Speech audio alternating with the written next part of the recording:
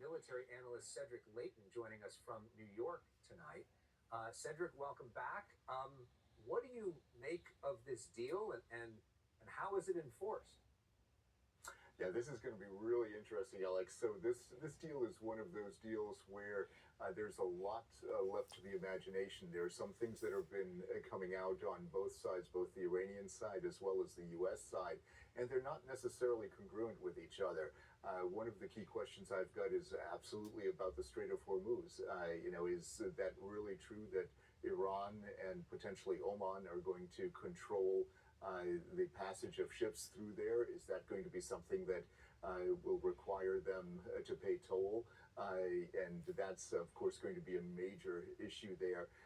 Then in terms of verification, I don't see any verification mechanism yet in any of the documents or any of the Twitter posts or social media posts that have been out there. So that's also going to be an issue.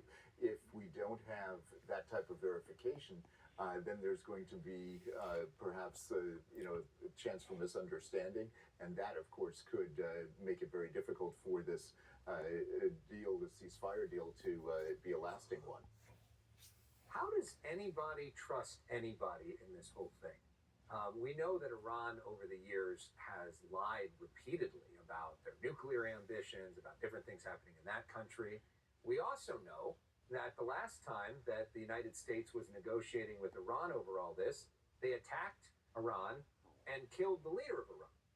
So I can't imagine there's a lot of goodwill right here. How do you sort of build on that? Yeah, this is, we're entering into very strange territory, Alex, and you're right, both sides clearly have reasons to mistrust the other, and that's a real problem. So one way to do that is to have a verification mechanism, allow for an open skies like overflight.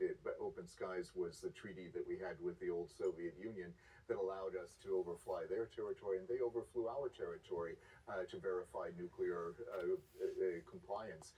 So something similar to that could potentially be done. They could perhaps do it with satellites instead of, with actual airplanes. But it is one of those things that is a real problem. And without that verification, that is something that is going to really hurt that element of trust that you've mentioned is so sorely lacking here. And in terms of the ceasefire itself, we saw some reports of some missiles maybe going into Israel and some missiles going back, at least early on. Sort of, how do you keep this thing together and stop it? And what are the consequences if somebody violates the ceasefire? Yeah, so that's something that I think we're going to have to wait and see how that's going to work out. But often the consequences are that the other side is going to, the victim in whichever case, is going to actually go ahead and attack the other side. So when it comes to something like this, it really depends on how robust the Iranian command and control system is. If the Iranian command and control system is denigrated as much as some people in the U.S. think it is, then it's going to be hard for a lot of the Iranian units to get the word from their higher headquarters that they need to stop firing. So that could explain some of the firing against Israel, for example, this evening.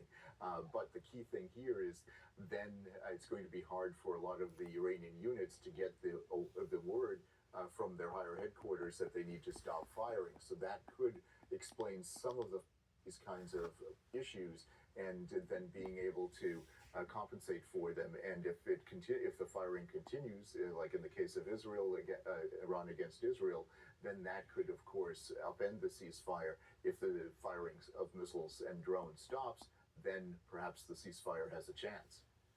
Yeah, a fragile ceasefire in place right now. Colonel Cedric Leighton joining us just after midnight in New York. Thank you so much. We appreciate it. Well, more